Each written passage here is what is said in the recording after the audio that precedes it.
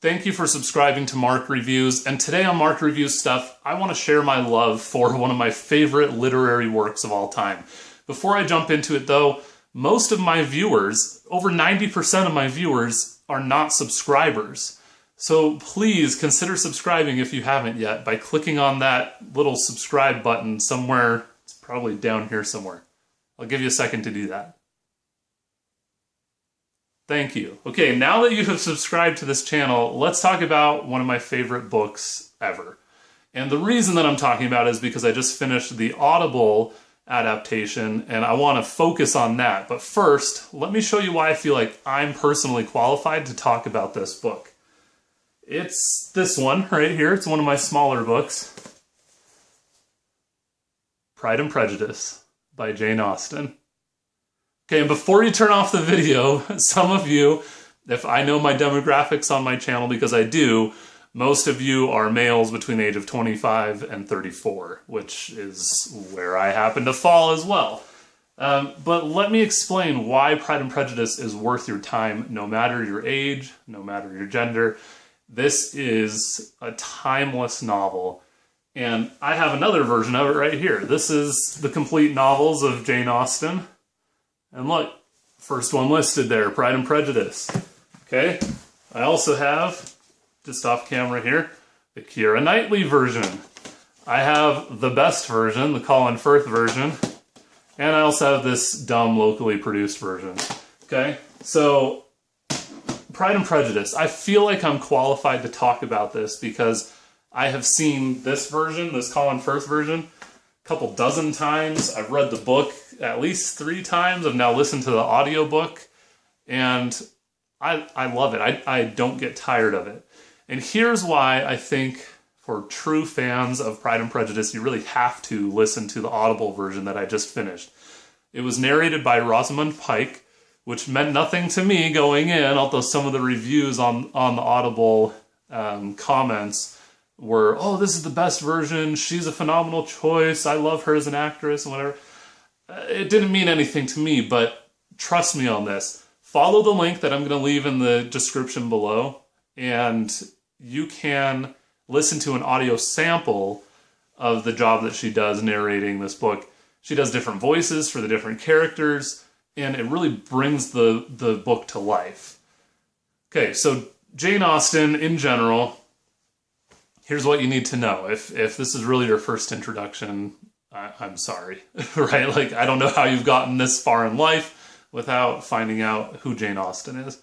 Jane Austen is a female novelist from England. She wrote stories about really the inequality, the gender inequality in England at the time that she wrote the book. So it was a time when women couldn't own property, they didn't really have a voice in the public sphere, and just this very stratified, gentrified society.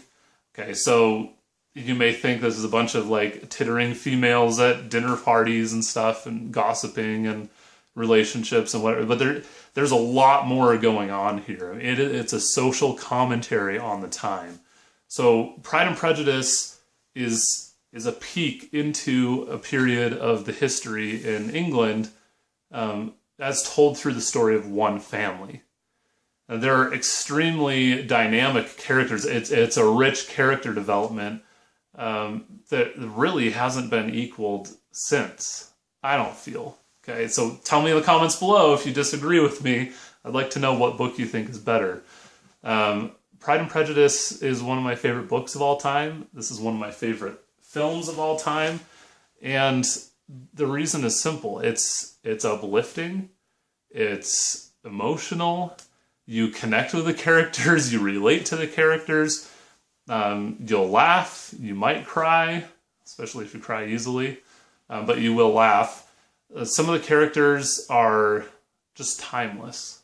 And the concept, the principle here, the reason it's called Pride and Prejudice is because pride and prejudice keep people apart who maybe should be together and may end up together. So this is why I think it's still relevant, right? I mean, this was written in the 1800s, and I think it's still relevant for our day because there's a lot of pride and a lot of prejudice preventing people from having a better life or the right kind of life. When I read Pride and Prejudice, not only is it nice to kind of escape to a simpler time where gentlemen were gentlemen and ladies were ladies and people treated each other with civility, it's also nice to see maybe a reflection of ourselves. It's like looking in a mirror, and as you read this, you can ask yourself, like, is this me? Am I like this? Am I preventing my own best chance at happiness by resisting something that could be better in favor of what's comfortable or what feels right at the time, right? Are we open to thinking better of people than maybe our first impressions let on? So there are themes in this, just like To Kill a Mockingbird is not about killing a mockingbird, right? Like it's a deeper story about the racial tension in the United States during that time. Pride and Prejudice isn't a story about dinner parties and fancy dresses. This is a story about gender relations, wealth gaps, etc. So this is the book of the 99%. Okay, it talks about the 1%, but this is a book for our day. I love it. So I can't recommend it highly enough, especially the Audible version. So if you see this and even this small book, you're like, yeah, I'm probably not going to read that. Look how small those words are. I'm not going to read that. Well, follow my advice. Click on the link below this video. Check out the Audible version. I think it's like 11 hours total, so on the short end for most books. And I don't think you'll be disappointed. If you're that person that has never read it, has never watched the movies, whatever, if you're not familiar with Pride and Prejudice at all, then maybe a baby step introduction would be the Keira Knightley version. But they sacrifice so much because it's only like an hour and a half long. Okay, it's 2 hours long, but they cut out so much of the richness that gives the characters depth. So this is like popcorn. This is like meat and potatoes. The book is even better than this version. And listening to it on Audible as you're doing other things, driving to work, mowing the lawn, going on a bike ride, whatever, I can't recommend it highly enough. It's uplifting. It's not... I started listening to Les Mis, and it's just so depressing and gets mired in just the filth of society at that time in France. And it's a little depressing. It brings your spirits down. Pride and Prejudice, completely the opposite. It brings your spirits up. It allows you to celebrate the triumph of human beings at their best. Eventually. There's a rocky road to get there. Okay. I could talk forever about it. I was trying to keep it as general as I could because I could go into all the specific characters and what you're supposed to learn from them and whatever.